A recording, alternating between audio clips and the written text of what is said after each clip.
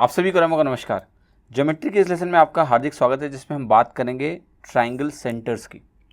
Triangle centre का मतलब क्या है कि एक त्रिभुज में, एक ट्रायंगल में कई तरह के सेंटर्स पॉसिबल होते हैं, उनका काफ़ी रेलेवेंस होता है, उसके बेसिस पे काफ़ी क्वेश्चंस भी आते हैं। तो इस लेसन में हम इनको ब्रीफली अंडरस्टैंड करेंगे कि अलग अलग जो इंपॉर्टेंट ट्रायंगल सेंटर्स हैं वो क्या हैं। सेंट्रॉइड मोस्ट इंपॉर्टेंट, इसको आप गुरुत्व केंद्र भी बोलते हैं, सेंटर ऑफ मास भी इसको बोला जाता है, ठीक है। केंद्रक भी इनको बोला जा सकता है। ऑर्थो सेंटर जो आपका है ये लंब केंद्र हिंदी में कहलाता है। तो मैं हिंदी में अगर आपको लिखना है तो मैं लिख सकता हूँ, ये आपका सेंट्रॉइड जो होता है ये केंद्रक भी कहलाता है, सेंटर ऑफ मास भी कहते हैं इसको, ठीक है। और इसी का नाम आपका सेंट्रॉइड भी है, जिसको यूजुअली जी से डिनोट किया जाता है। फिर आपका देखिए ऑर्थो सेंटर है। ऑर्थो सेंटर को आप हिंदी में बोलते हैं लंब केंद्र। ये सब कैसे बनेगा अभी हम बात करेंगे इसके बारे में। लंब केंद्र होता है, इसको यूजुअली एच से डिनोट करते हैं, ठीक है। फिर हमारे पास है सर्कम सेंटर। अगर हम सर्कम सेंटर की बात करेंगे तो इसको आप ओ या सी से डिनोट कर लो। सर्कम सेंटर आपका होता है परिकेंद्र, परिकेंद्र, ठीक है। और then you have incentre, जिसको आप आई से डिनोट करेंगे, और इसको आप बोलते हो अंतः केंद्र। तो ये देखिए जो अलग अलग केंद्र हैं, इनका फॉर्मेशन कैसे होता है और किन बातों का ध्यान रखना है, इनको हम पहले चर्चा करते हैं इस लेसन में। तो चलिए शुरुआत करते हैं, एक एक करके देखते हैं। सेंट्रॉइड। तो देखो सेंट्रॉइड जो आपका है ये बहुत ही इंपॉर्टेंट है, इस पर इतने क्वेश्चंस बनते हैं, तो जब तक इनकी क्लियर अंडरस्टैंडिंग होगी नहीं तब तक आपसे काम बनने वाला नहीं है। जो सेंट्रॉइड है आपका, जो केंद्रक है आपका, जिसको आप गुरुत्व केंद्र ही हिंदी में बोल सकते हो, गुरुत्व केंद्र, सेंटर ऑफ मास, ठीक है। तो देखिए ये सेंट्रॉइड क्या होता है। सेंट्रॉइड को जानने के पहले आपको मीडियन समझना पड़ेगा, ठीक है। तो बहुत ही आसान है, जैसे मैंने कहा कि लेट्स से कि मेरे पास एक त्रिभुज है, एक ट्राइंगल है, और इस ट्राइंगल में हमने क्या किया है, इस ट्राइंगल में हमने एक मीडियन ड्रॉ की। मीडियन क्या होता है कि देखो जैसे एक वर्टेक्स है, जो शीट्स है ए बी सी, इस वर्टेक्स ए से अगर मैं यहाँ पर अपोजिट जो साइड है, इसके सामने वाली जो साइड है, उस पर मैं एक पॉइंट ऐसा लूँ एम, जो कि उसको बराबर विभाजित करता हो, तो इस पॉइंट को ऐसे अगर हम ज्वाइन करते हैं, कोई ज़रूरी नहीं जैसे आपको यहाँ पर परपेंडिकुलर दिख रहा है, ऐसा ज़रूरी नहीं। मैं ट्राइंगल को ऐसे बना देता हूँ कि आपको ऐसा महसूस ना हो कि वो लाइन परपेंडिकुलर टाइप की है, ऐसा बना लो आप, है ना। ये त्रिभुज ले लो, ये यहाँ पॉइंट आप सी ले लो। अब मैंने कहा कि मैं एम पॉइंट लेने जा रहा हूँ, जो इसका मिड पॉइंट है। अगर मैं ए को एम से ज्वाइन करूँगा तो ये जो लाइन ए एम है, ये जो लाइन ए एम है आपकी, ये लाइन कहलाती है मीडियन, ठीक है। मीडियन इसको क्यों बोलते हैं, हिंदी में इसको बोलते हैं मध्यिका। मीडियन इसलिए बोलते हैं क्योंकि इस वर्टेक्स से जब हम चले और अपोजिट साइड को हमने इक्वली डिवाइड कर दिया, तो ये लाइन इसलिए मध्यिका कहलाती है, क्योंकि ये दो भागों में अपोजिट साइड को विभाजित कर देती है।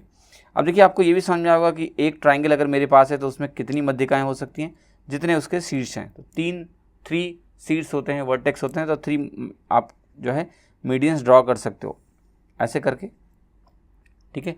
फिर आपके पास एक तीसरा मीडियन जो ड्रॉ करना है वो आप यहाँ से ड्रॉ कर लो सी से, और जब आप तीसरा मीडियन ड्रॉ करोगे तो वो तीसरा मीडियन भी यहीं से पास होता है, इस पॉइंट से ही पास होता है, और इस पॉइंट को हम बोलते हैं जी, ठीक है, जो कि आपका सेंट्रॉइड कहलाता है। सेंट्रॉइड, केंद्रक या फिर गुरुत्व केंद्र, ठीक। तो अब देखिए ये एक अलग पॉइंट है कि भाई ये तीनों मीडियंस एक पॉइंट से क्यों पास होते हैं, वो हम बात करेंगे जब हम सेंट्रॉइड को डिटेल में अलग लेसन में इसकी चर्चा करेंगे। अभी आपको ये समझना है कि सेंट्रॉइड होता क्या है। तो एक वर्टेक्स से आप एक मीडियन खींचो, मीडियन का अंडरस्टैंडिंग अगर आपको है तो वो जिस पॉइंट पे मीट करते हैं वो पॉइंट आपका कहलाता है मीडियन।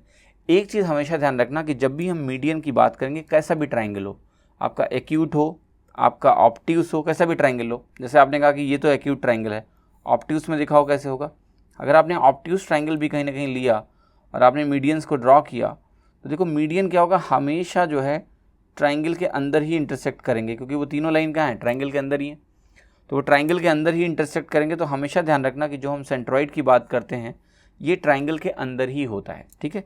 तो this is always inside triangle. तो ये जो जी होता है ये हमेशा ट्राइंगल के अंदर होता है, ऑलवेज इनसाइड ट्राइंगल, बाहर ये नहीं हो सकता है पॉइंट, ठीक है। तो इस तरह के ट्रू फॉल्स स्टेटमेंट भी आ सकते हैं।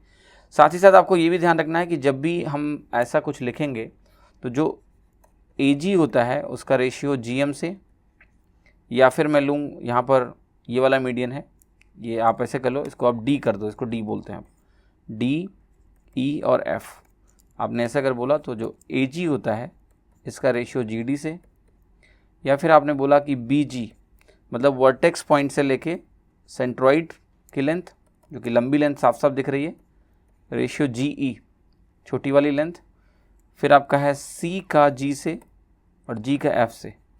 ये जितने भी यहाँ पर रेशियोज मैंने लिखे हैं दे आर जस्ट 2:1, जहाँ पर 2 किधर है, वर्टेक्स के साइड है, मतलब सेंट्रॉइड से वर्टेक्स की डिस्टेंस और फिर सेंट्रॉइड से जो अगला लाइन है, मतलब जो अपोजिट साइड जिस पे ये मीडियन है, वहाँ पर जिस पॉइंट पे मीट करता है उसकी लेंथ का जो रेशियो होता है वो 2:1 होता है। ये भी हम देखेंगे जब हम सेंट्रॉइड को डिटेल में बात करेंगे कि ऐसा क्यों होता है, पर ये चीज़ें अभी आप बस समझ लो कि सेंट्रॉइड कैसे होता है। देखिए और भी बहुत सारी चीज़ें होती हैं कि जैसे आपका जो सेंट्रॉइड है, सेंट्रॉइड क्या करता है कि ये जो मीडियन लाइन है आपकी, बहुत ध्यान से आपको देखना है, ये जो मीडियन लाइन है, तो कहते हैं कि एक जो मीडियन होता है वो ट्राइंगल को 2 इक्वल एरियाज़ में डिवाइड करता है। और बहुत सिंपल है, बहुत सिंपल है। ये आप ऐसे समझ सकते हो कि अगर मुझे ये समझाना है आपको, तो ये अगर लाइंस आपस में ये इक्वल लेंथ हो गई, क्योंकि ये मीडियन है, मैंने कहा ये A है, ये M है, AM मीडियन है, तो बराबर हो गया। आपको पता है कि कोई भी ट्राइंगल का जो एरिया होता है वो आप कैसे लिख सकते हो, half into base into height. Height क्या होता है, आप अल्टीट्यूड को ही हाइट बोलते हो, अल्टीट्यूड इज़ नथिंग बट शीर्षलंब बोलते हैं हिंदी में। तो यहाँ जैसे ये पॉइंट है A, B और C, तो मैंने यहाँ से अगर अल्टीट्यूड ड्रॉ किया, परपेंडिकुलर ड्रॉ किया ऐसे करके, आप खुद अगर ध्यान से देखो कि जो आपका बेस है ये, जैसे मैं इस ट्राइंगल का अगर एरिया जानना चाहता हूँ, तो आप कहोगे इस पॉइंट को अगर आपने लेट से कुछ भी बोला हुआ है, लेट से बोला हुआ है L, तो ये हो जाएगा हाफ इंटू बेस यानी BL इंटू जो भी हाइट आपने बोला H, वो हो जाएगा। फिर मैं कहूँगा कि दूसरा जो इसमें ट्राइंगल बना हुआ है आपका, ये वाला ट्राइंगल ग्रीन वाला, ये क्या होगा, half into CL into H। अगर आप इन ट्राइंगल को ध्यान से देखें और इसके एरिया का रेशियो कैलकुलेट करेंगे तो H कैंसिल हो जाएगा, ये 1/2 भी कैंसिल हो जाएगा, एरिया रेशियो आ जाएगा BL रेशियो CL। ठीक है, मतलब क्या हुआ कि जो बेस का रेशियो है, लेंथ का रेशियो है, वही आपका एरिया रेशियो भी हो गया। ये बहुत इंपॉर्टेंट पॉइंट है, इसको ध्यान रखना। ये ट्राइंगल की इंपॉर्टेंट प्रॉपर्टी है, इसको अलग से भी आपको बताऊंगा मैं, बट अभी मैं ये समझा रहा हूँ कि एक मेजर जो चीज़ है सेंट्रॉइड में वो आपको क्लियर हो जाए। तो देखो मीडियन की बात हो रही है, उसके बारे में मैं बाद में बात करूँगा। पहले मैं क्या कह रहा हूँ कि अगर आपने यहाँ से अल्टीट्यूड ड्रॉ किया तो एक पर्टिकुलर ट्राइंगल का एरिया क्या होता है, half into base into height होता है। तो अगर मैं ए को, जो है यहाँ पर ट्राइंगल कंसर्न है, ये ट्राइंगल और ये ट्राइंगल, इन दोनों ट्राइंगल को अगर मैं ध्यान से देखूँ तो मेरा वर्टेक्स क्या है, A है, लेंथ हाइट क्या है, वो AL है।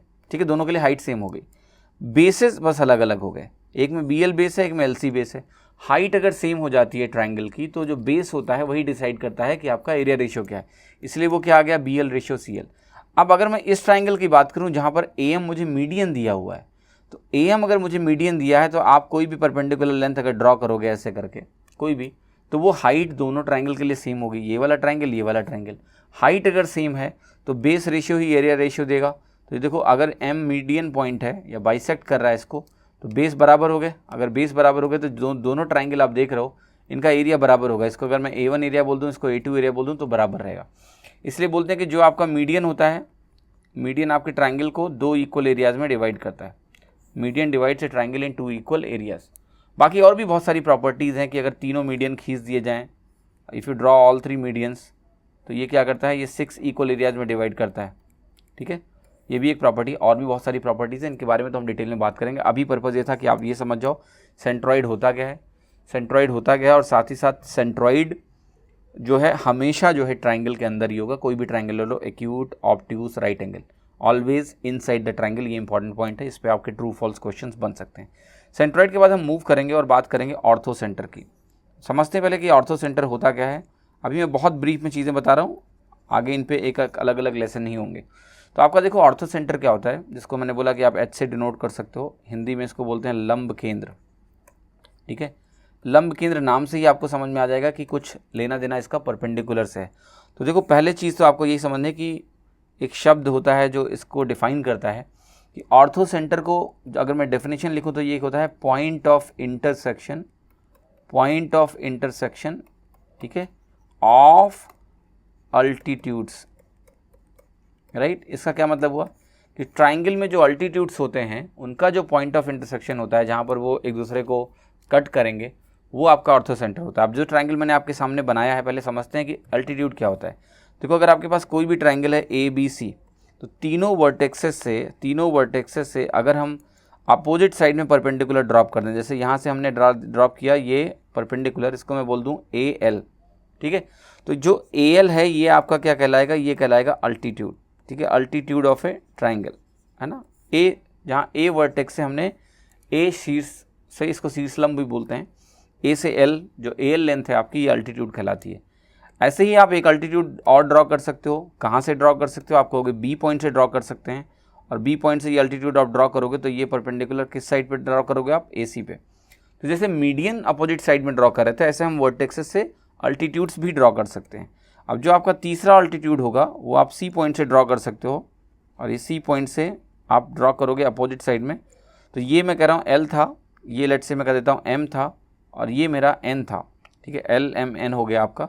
और ये भी आपको एक ही पॉइंट पे मिलेंगे, और ये पॉइंट कहलाता है H। ये पॉइंट क्या कहलाता है, H यानी ऑर्थो सेंटर। तो जो पॉइंट ऑफ इंटरसेक्शन होता है आपके अल्टीट्यूड्स का, इसको हम बोलते हैं ऑर्थो सेंटर। इसके बारे में और भी बहुत सारी चर्चाएं हम लोग आगे करेंगे, पर अभी आपको यही समझना है कि पॉइंट ऑफ इंटरसेक्शन से ये मिलता है। कुछ और विजुअलाइजेशन इंपॉर्टेंट है कि देखो एक्यूट ट्राइंगल था, तो मुझे साफ साफ दिख गया कि तीनों अल्टीट्यूड्स अंदर होंगे। तीनों अल्टीट्यूड्स अंदर होंगे तो मैंने बोल दिया कि भाई यहाँ पर ऑर्थो सेंटर जो है इनसाइड द ट्राइंगल होगा। कब, जब हम बात करें एक्यूट एंगल ट्राइंगल्स की। लेकिन अगर यही ट्राइंगल ऑब्ट्यूस हो गया तो ज़रा देखो क्या होगा। ऑब्ट्यूस ट्राइंगल के केस में क्या क्या पॉसिबिलिटीज़ है। अगर मैंने कहा कि ये ट्राइंगल मेरा ऑब्ट्यूस है, तो आपको पता है कि इस लाइन पे जब परपेंडिकुलर आप ड्रॉ करने जाओगे तो इसको एक्सटेंड करना पड़ेगा, जो आपका जहाँ पर, क्योंकि देखो ऑब्ट्यूस में क्या होता है, जो सबसे बड़ी भुजा होती है उसी के अपोजिट वाला एंगल ऑब्ट्यूस होगा। भाई कोई भी ट्राइंगल अगर आपने लिया तो ऑब्ट्यूस एंगल एक ट्राइंगल में 10-12 तो नहीं होते, एक ही होता है, और वो कहाँ होगा, लार्जेस्ट साइड के अपोजिट लार्जेस्ट एंगल होता है। तो ये लार्जेस्ट साइड है, इसके अपोजिट लार्जेस्ट एंगल बना। अब यहाँ पर अगर आप इसको एक्सटेंड करोगे तो ये वाला अल्टीट्यूड ही बाहर आ जाएगा। अब अल्टीट्यूड्स का ही इंटरसेक्शन जो है आपको क्या देता है, अल्टीट्यूड्स का ही इंटरसेक्शन मुझे देता है ऑर्थो सेंटर। तो अगर एक अल्टीट्यूड ही पूरा का पूरा बाहर है तो ऑर्थो सेंटर भी डेफिनेटली बाहर होगा, क्योंकि ऑर्थो सेंटर होगा तो इसी लाइन पे कहीं ना कहीं जहाँ भी सारे इंटरसेक्ट करेंगे। तो इसका मतलब ये है कि ऑब्ट्यूस एंगल ट्राइंगल की बात करेंगे अगर हम, ऑब्ट्यूस एंगल ट्राइंगल जो अधिक कोण त्रिभुज है आपका, उसमें ऑर्थो सेंटर आपका बाहर हो गया। सेंट्रॉइड की तरह नहीं है कि हमेशा अंदर है, ठीक है। तो ये आपको समझना है। अगर आप और विजुलाइज करना चाहते हो तो कोई दिक्कत नहीं है, यहाँ पर आप इससे यहाँ परपेंडिकुलर ड्रॉप कर दो, इसको एक्सटेंड कर लो ऐसे करके, देखते हैं कहाँ मिलेगा। फिर इससे मुझे इस पर परपेंडिकुलर ड्रॉप करना है तो वो भी कहीं ना कहीं ऐसे आगे बढ़ाना पड़ेगा, तब जाके यहाँ पर ऐसे करके कुछ ड्रॉप हो पाएगा परपेंडिकुलर। और इन तीनों को आप आगे कहीं एक्सटेंड करोगे जहाँ भी ये तीनों आपस में मिलेंगे, ठीक है, मतलब थोड़ा सा मुझे सही से बनाना पड़ेगा तो हो जाएगा ऐसे करके।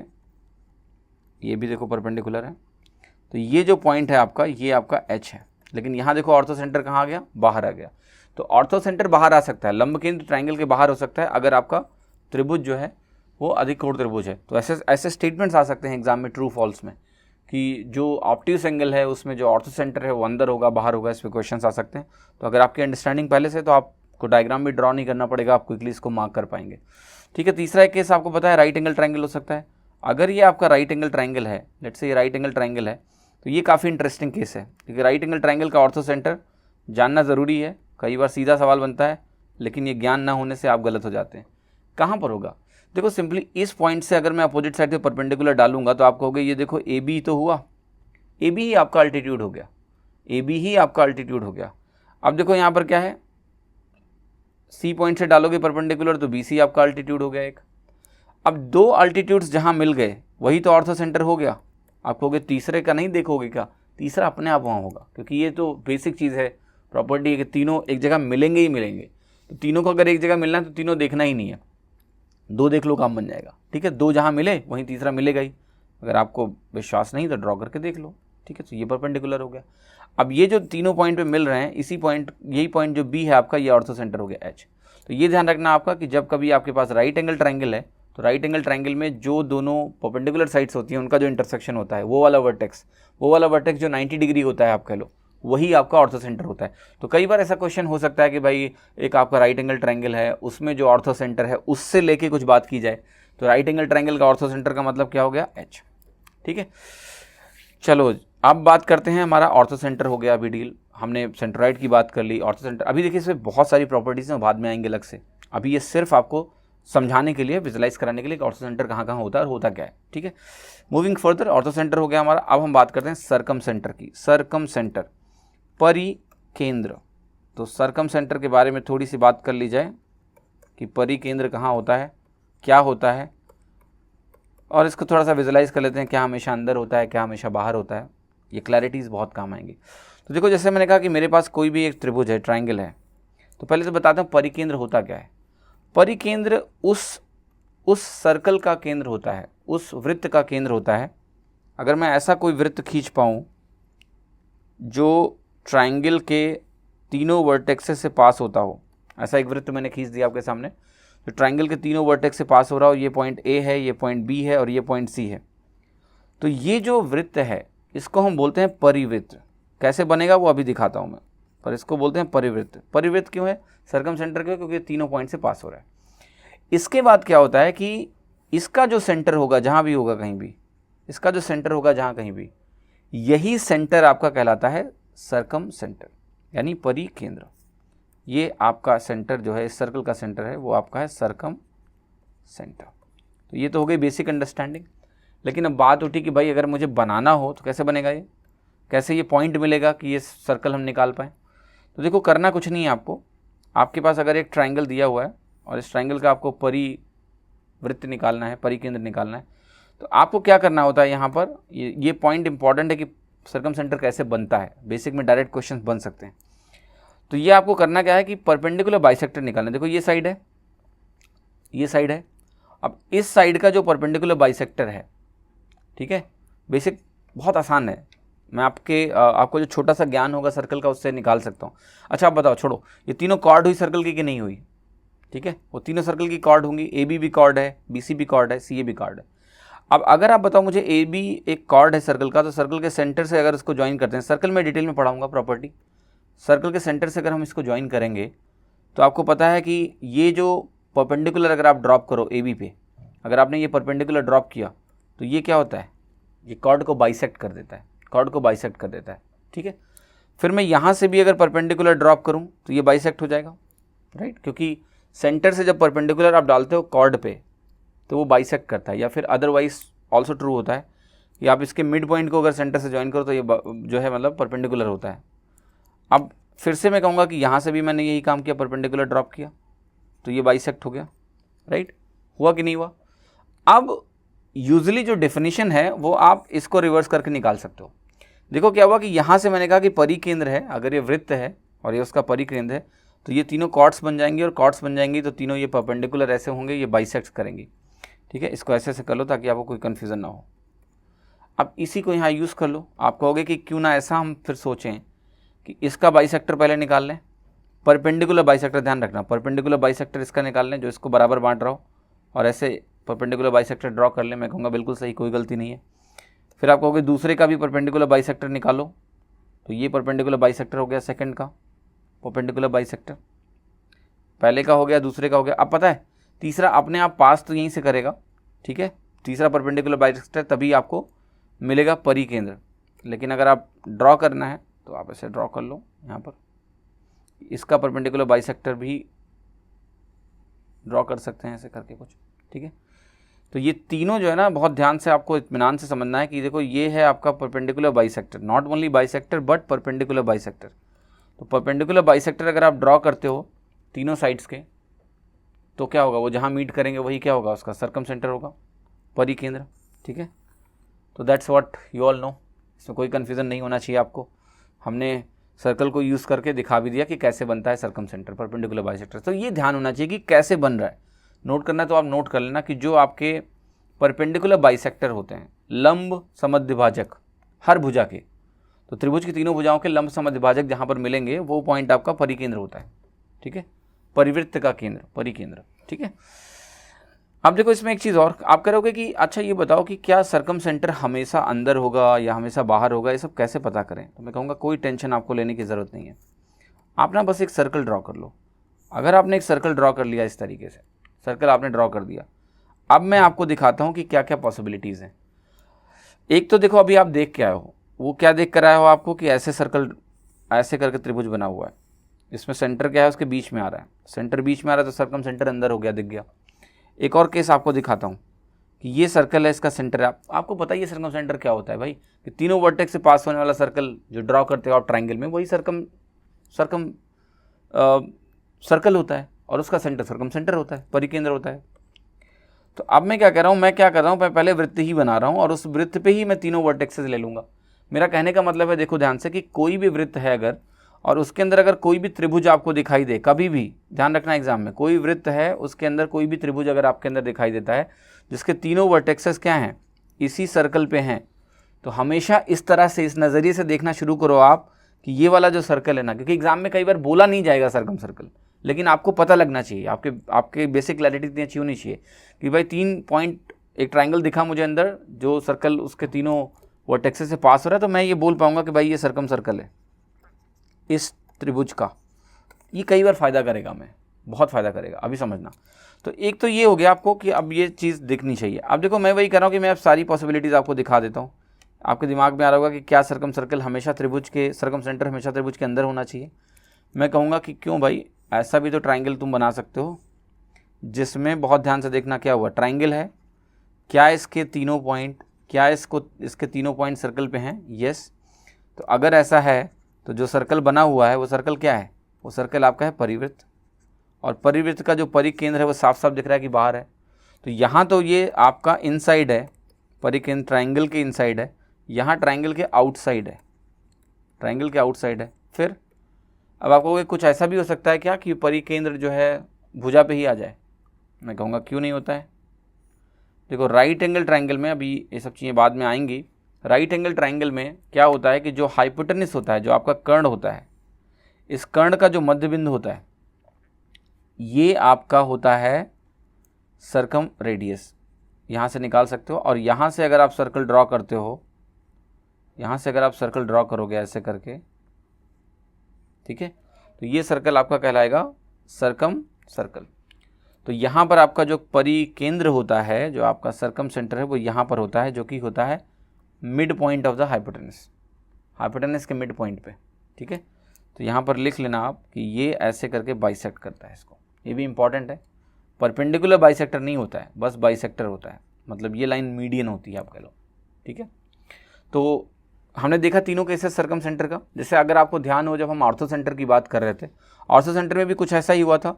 ऑर्थो सेंटर में ये हुआ था कि भाई देखो, एक बार अंदर था, एक बार बाहर था, और एक बार कॉर्नर पे था, एग्जैक्टली आपका एक वर्टेक्स पॉइंट ही हो गया।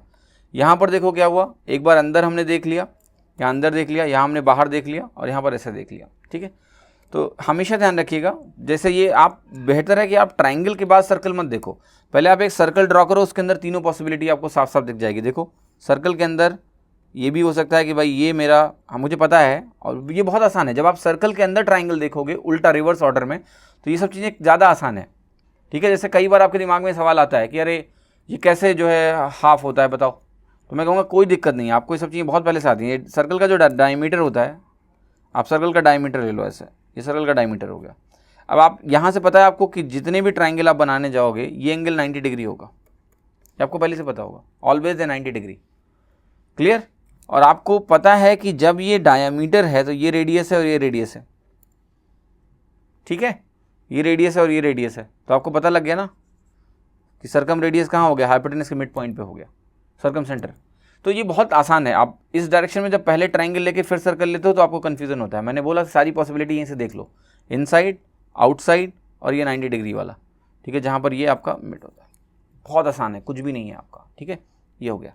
अब बात करते हैं हम, और बात करते हैं कि भाई इन सेंटर क्या होता है। और ध्यान रखना कि यूजुअली जो सर्कम रेडियस होता है उसको डिनोट किया जाता है इसी कैपिटल आर से, है ना। Circum radius usually capital R से डिनोट किया जाता है। बहुत सारी चीज़ें हैं कि सर्कम सेंटर अगर मिल गया तो उससे क्या होता है कि जो वर्टेक्सेस होते हैं वो इक्वी डिस्टेंट होते हैं। ये एक इंपॉर्टेंट चीज़ है, दिख भी रहा होगा क्यों इक्वी डिस्टेंट है, क्योंकि वर्टेक्सेस की जो दूरी होगी वो रेडियस, सर्कम रेडियस के बराबर होगी, तो तीनों वर्टेक्सेस इक्वी डिस्टेंट होंगे। कभी ऐसा क्वेश्चन अगर आ जाए कि there is a point inside a triangle, triangle के भीतर एक बिंदु है जो वर्टेक्सेस से, शीर्षों से बराबर दूरी पे है, पता क्या है वो पॉइंट आपका सर्कम सेंटर है। तो इस तरह के वर्ड बेस्ड क्वेश्चंस हो सकते हैं जहाँ पर वो आपको डायरेक्टली ना बताएं कि ये सर्कम सेंटर है, पर वो आपकी नॉलेज टेस्ट करें। तो ये क्लैरिटी बहुत ज़रूरी है, इसलिए मैं कहीं ना कहीं थोड़ा डिटेल में इसके बारे में बात कर रहा हूँ। ट्रू फॉल्स क्वेश्चन बन सकता है कि जो सर्कम सेंटर है, कुछ भी बोल सकते हैं कि ऑलवेज इनसाइड द ट्राइंगल, गलत है, हमेशा अंदर नहीं होता है, राइट।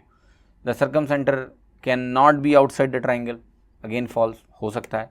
तो ये सब चीज़ें हैं जो आप थोड़ा सा क्लैरिटी रहेगी, then you will be able to find it faster. बाकी तो डिटेल में बात करेंगे इनके बारे में। अब देखिए एक इम्पॉर्टेंट बात, वो है आपका इन सेंटर। इन सेंटर है आपका अंतः केंद्र, अंतः केंद्र, राइट। तो देखो अंतः केंद्र क्या होता है, ये काफ़ी इंटरेस्टिंग है। तो अंतः केंद्र की अगर हम बात करेंगे ना, तो ये काफ़ी इंटरेस्टिंग है, क्योंकि पहले तो समझते हैं कि अंतः केंद्र होता क्या है। तो देखो क्या होता है कि अगर मेरे पास कोई भी ट्राइंगल है, लेट्स से मेरे पास एक त्रिभुज है जो कि है ABC। अगर ये मेरे पास त्रिभुज है आपका ABC, और इस त्रिभुज को अगर मैं ध्यान से देखूं और यहाँ पर मैं एक सर्कल ड्रॉ करूं, ऐसा अंतः शब्द दिख रहा है ना कि अंदर, तो मैं अगर एक ऐसा सर्कल ड्रॉ करूं जो तीनों साइड्स को ऐसे टच कर रहा हो, तीनों साइड्स को ऐसे टच करता हुआ निकले, तो ये सर्कल मेरा कहलाता है अंतः केंद्र। अब देखो अंतः जो केंद्र होगा, अगर हम इन सेंटर की बात करेंगे, तो ये पहले वृत्त को देखो, ये वृत्त क्या है, अंतः वृत्त है, अंतः वृत्त, ठीक है, जो कि अंदर है, इन सेंटर अंदर है, इन सर्कल अंदर है, इसको इन सर्कल भी बोलते हैं हम, इन सर्कल बोलते हैं हिंदी में, इंग्लिश में। क्लियर है कि ट्राइंगल के भीतर हमारा वृत्त है, तो भाई वृत्त का सेंटर तो उसके कहीं अंदर ही होगा, तो ये अंदर होता है, इसको आई से डिनोट करते हैं और ये कहलाता है आपका इन सेंटर। अब अगर आप इसको बहुत इत्मीनान से देखो तो आप खुद ही पता लगा सकते हो कि ये क्या है, कैसे है, प्रॉपर्टीज यहीं से निकल जाएंगी अगर आप सिर्फ विजुलाइज कर लो। आप कहोगे यहाँ से इस पॉइंट को अगर मैं ज्वाइन करूँ, तो ये है आपकी स्पर्श रेखा, इसको टैंजेंट बोल सकते हैं, BC स्पर्श रेखा है। आई से उस पॉइंट को अगर मैंने ज्वाइन किया जहाँ पर ये BC को मिल रहा है, तो ये आपका परपेंडिकुलर होगा, ठीक है। और साथ ही साथ आप ये भी कहोगे कि ये रेडियस है R। सिमिलरली यहाँ पर अगर ये साइड लो, ये पॉइंट ज्वाइन करोगे, ये भी टैंजेंट है, ये भी R होगा। यहाँ पर ये पॉइंट लो, ये भी परपेंडिकुलर ज्वाइन करो, तो ये भी R होगा। तो आप यहाँ पर देख सकते हो कि जो आपका इन सेंटर है वो बेसिकली क्या है कि जो तीनों साइड्स होती हैं त्रिभुज की, ट्राइंगल्स की, उनसे बराबर दूरी पे है, इक्वी डिस्टेंट है, परपेंडिकुलर डिस्टेंस बराबर है, ठीक है। तो that's how you can actually obtain या थिंक अबाउट ये जो भी आपका इन सेंटर है। ये बनता कैसे है ये मैं आपको भी बताता हूँ। देखो इसको बनाने के लिए क्या करते हैं, अगर इस पॉइंट को आप यहाँ से ज्वाइन करोगे, अगर इस पॉइंट को आप यहाँ से ज्वाइन करोगे ऐसे करके, clear, if you join this point, उसके बाद देखो आपको कई सारी चीज़ें मालूम है, थोड़ी सिमेट्री भी दिखेगी और आपको समझ में भी आएगा। आप बताओ मुझे कि ये पता होगा कि आपको कि एक ही पॉइंट से ये दोनों स्पर्श रेखाएं बराबर लेंथ की होती हैं, ये बराबर हो गया। आपको साथ ही साथ ये R और R भी आपस में बराबर ही दिख रहे होंगे। सिमेट्री दिखी डायग्राम में या नहीं, देयर इज ए सिमेट्री, ये दोनों आपस में बराबर हैं, ये इवन R और R भी आपस में कहीं ना कहीं इक्वल हैं। तो अगर ये सिमेट्री है तो ये वाला जो एंगल होता है, ये वाला इस एंगल के बराबर हो जाता है। अभी सब जब प्रॉपर्टीज़ डिस्कस करेंगे तो सर्कल की प्रॉपर्टीज़ में बहुत सारी चीज़ें आएंगी। इवन ये जो ज्योमेट्री आप देख रहे हो, ये वाली जो ज्योमेट्री आपने अभी देखी है, ये काफ़ी इंपॉर्टेंट ज्योमेट्री है, सर्कल्स में तो बहुत इंपॉर्टेंट हो जाती है, इसके लिए हम बात करेंगे अलग से। ये वाली यहाँ पर ये इसके बराबर है, ये इसके बराबर है, इसको बोलते हैं काइट, पतंग की तरह दिख रहा है ना, तो ये क्वाड्रिलेटरल होता है काइट। इसकी भी कुछ स्पेशल प्रॉपर्टीज़ होती हैं, वो हम बाद में बात करेंगे। तो अभी यहाँ से दिख रहा होगा सिमेट्री है, सिमेट्री, तो अगर ये एंगल आप θ/2 बोल रहे हो तो ये एंगल भी θ/2 होगा। ऐसे ही सिंपली यहाँ ज्वाइन कर दो, ठीक है, ऐसे ही सिंपली वहाँ ज्वाइन कर दो, तो ये भी इक्वल होंगे एंगल्स, ये भी इक्वल होंगे एंगल्स, सेम चीज़ को इस्तेमाल करके। अब आप देखो कि ये जो पॉइंट मुझे मिल रहा है वो कैसे मिल रहा है, बाय द एंगल बाइसेक्टर्स। तो एंगल देखिए आपको आते होंगे ये चीज़ें, but I am just trying to make you visualise in some other way, ठीक है।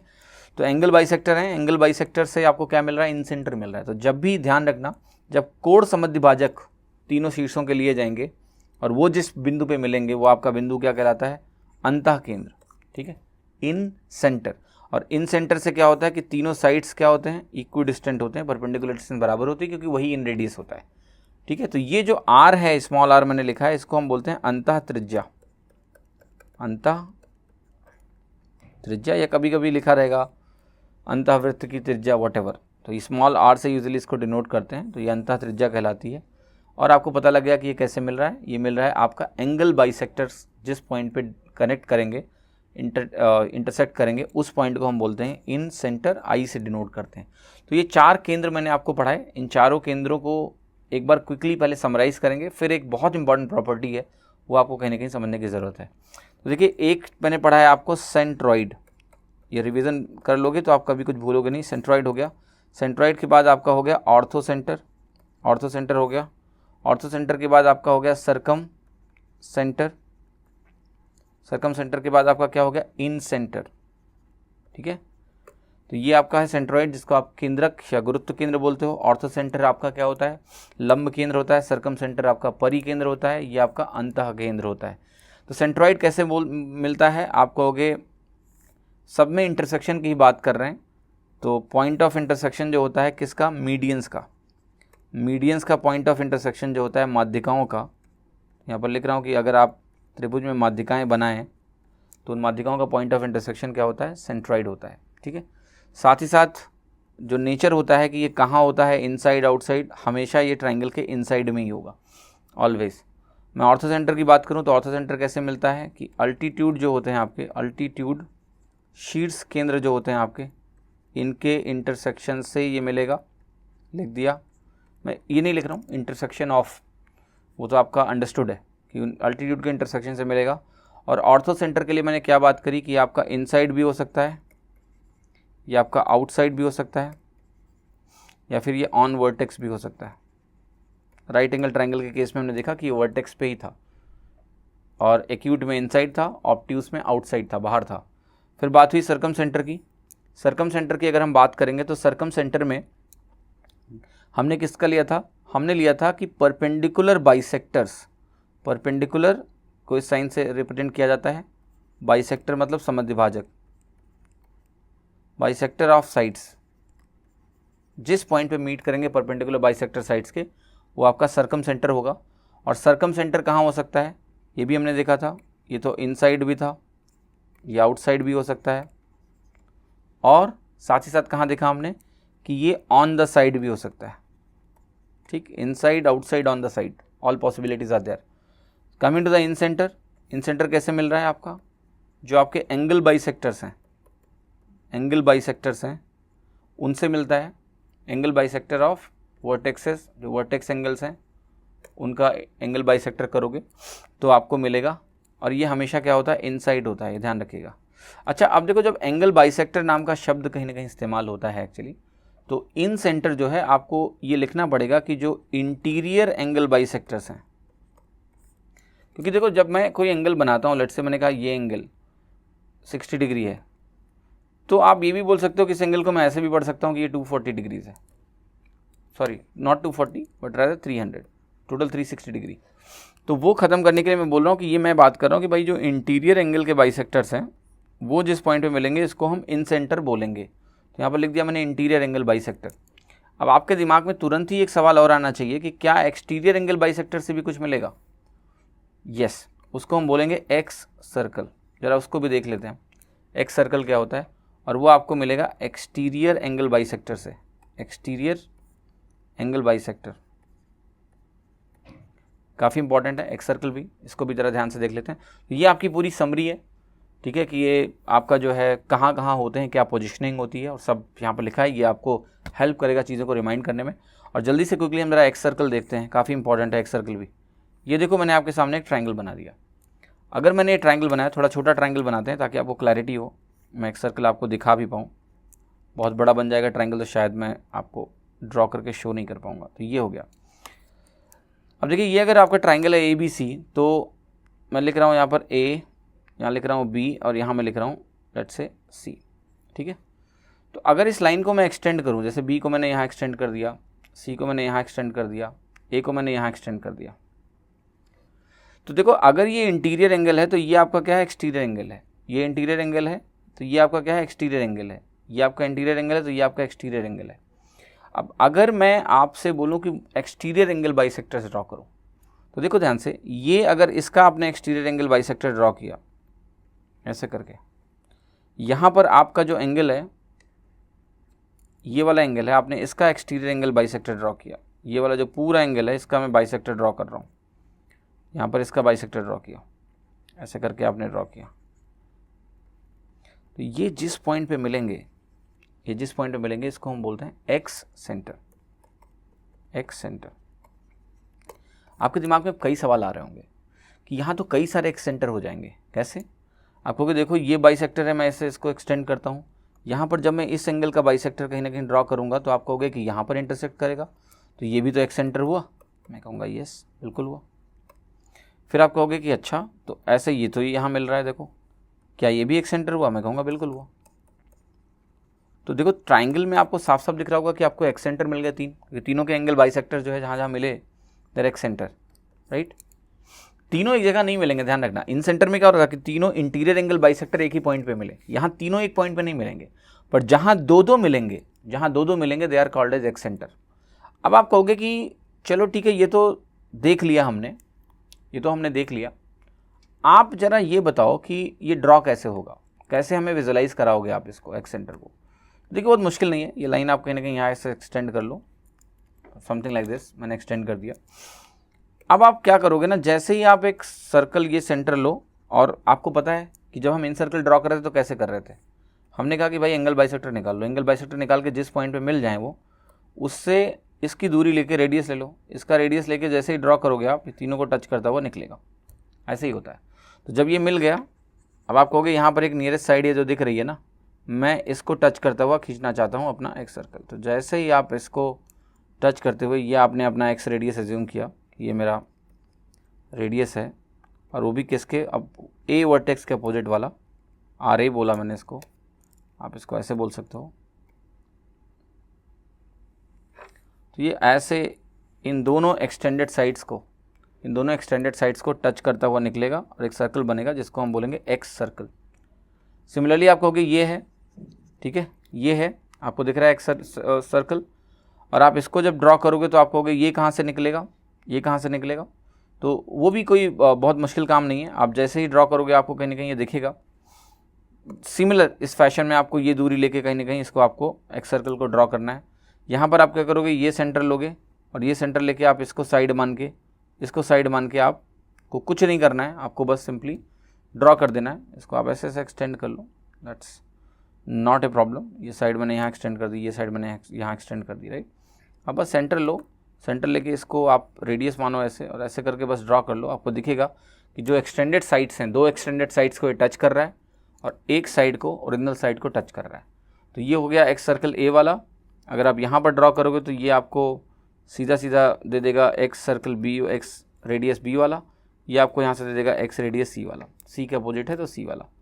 तो ये विजुलाइजेशन है आपका एक्स सेंटर्स का, जो कि काफ़ी इंपॉर्टेंट है। एग्जाम में एक्स सेंटर बेस्ड क्वेश्चंस आते हैं तो क्लैरिटी होगी तो लगा लोगे, कुछ मुश्किल नहीं होता है, राइट। तो ये इंपॉर्टेंट है कि भाई ये इसका बाइसेक्टर है, ये इंपॉर्टेंट है जानना कि ये जो एंगल है ये बाइसेक्टर्स हैं, then it is very easy to solve the question, ठीक है। ये हो गया।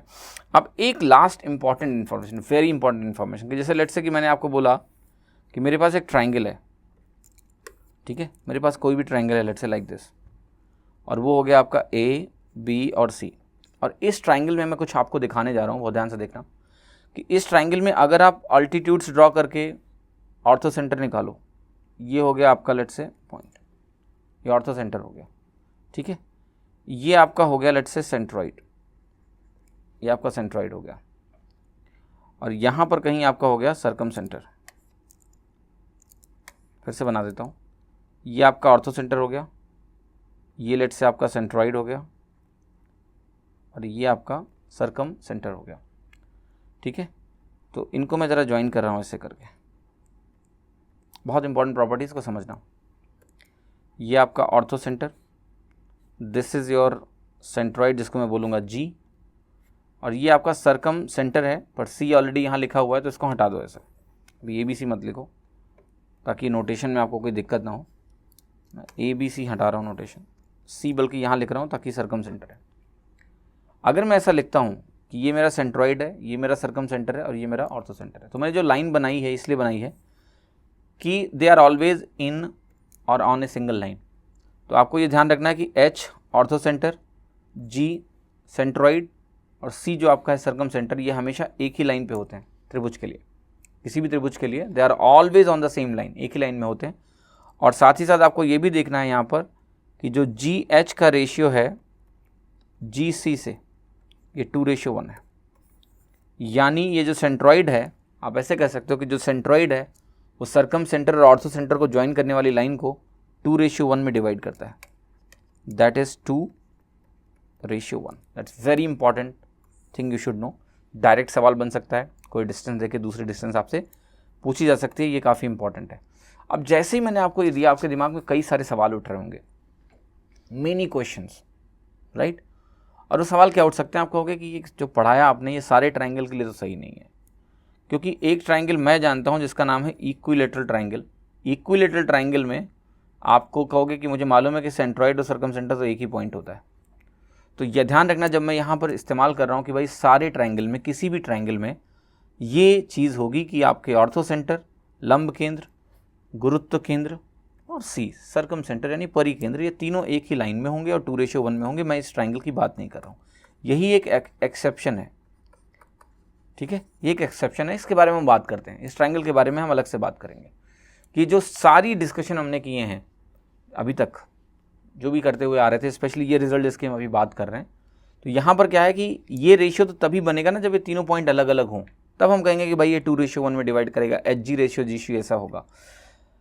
लेकिन इक्विलेटरल ट्रायंगल में ऐसा नहीं होता है, तो ध्यान रखना ये बाकी सारे ट्रायंगल में लगेगा। इक्विलेटरल ट्रायंगल के लिए एक्सेप्शन इसलिए है क्योंकि इक्विलेटरल ट्रायंगल एक ऐसा त्रिभुज हो जाता है जिसमें ये सारे जो केंद्र हैं आपके HGCI, जो 4 केंद्र आपने पढ़े है ना, हमने पढ़ा orthocentre, centroid, circumcentre, incentre, ये सारे कहाँ हैं, सेम पॉइंट, ये सभी क्या है, सेम पॉइंट पे हैं। क्यों? क्योंकि सिमेट्री ऐसी होती है। वही लाइन जो आपकी मीडियन होती है, वही लाइन परपेंडिकुलर बाइसेक्टर भी होती है, राइट। वही लाइन जो मीडियन होती है, वही लाइन परपेंडिकुलर बाइसेक्टर भी होती है, वही लाइन अल्टीट्यूड भी होती है, क्योंकि परपेंडिकुलर हो गया तो अल्टीट्यूड भी हो गया, फिर आपका क्या हो गया, और वो भी यहाँ से आ रही है इसलिए अल्टीट्यूड हो गया, फिर वही लाइन आपकी यहाँ पर एंगल बाइसेक्टर भी होती है, अगर मैं उसको सेंटर से ज्वाइन करूँ तो, ठीक है। तो इक्विलेटरल ट्रायंगल में तो सारे सेंटर्स एक ही जगह हो जाते हैं, ये ऑल HGCI सब एक ही जगह होते हैं, तो ये काफ़ी आसान सवाल बनते हैं। और यहाँ पर आपको कोई भी रेशियो वैसा नहीं मिलेगा कि वो एक ही लाइन में होंगे, वो सारे एक पॉइंट पे हैं। तो ये एक एक्सेप्शन है उसका, जो कुछ हम लोग अभी करते हुए आ रहे थे कि H, G और C को एक लाइन में हमने दिखाया था, वो यहाँ नहीं होगा, दिस इज एक्सेप्शन, क्योंकि all things are at one same point. तो इस लेसन में आपने कुछ बेसिक सीखे होंगे, आपको समझ में आएगा एटलीस्ट बेसिक टर्म्स क्या हैं और कहाँ कहाँ पॉइंट्स होते हैं, थोड़ा विजुअलाइजेशन हुआ होगा। नेक्स्ट लेसन में आपको और क्लैरिटी मिल जाएगी कि स्पेशली बाई सेंट्रॉइड में क्या क्या इंपॉर्टेंट है, किस तरह की पॉसिबिलिटीज़ हैं, कैसे फॉर्मूले हैं होते हैं, क्या ध्यान रखना है क्या नहीं रखना है, और ऐसे ही इन सर्कल के लिए incentre, circumcentre, orthocentre. तो इन सेंटर्स को डिटेल में कवर करेंगे, तब तक आप इसको बहुत क्लैरिटी से अंडरस्टैंड कर लीजिए। Thank you.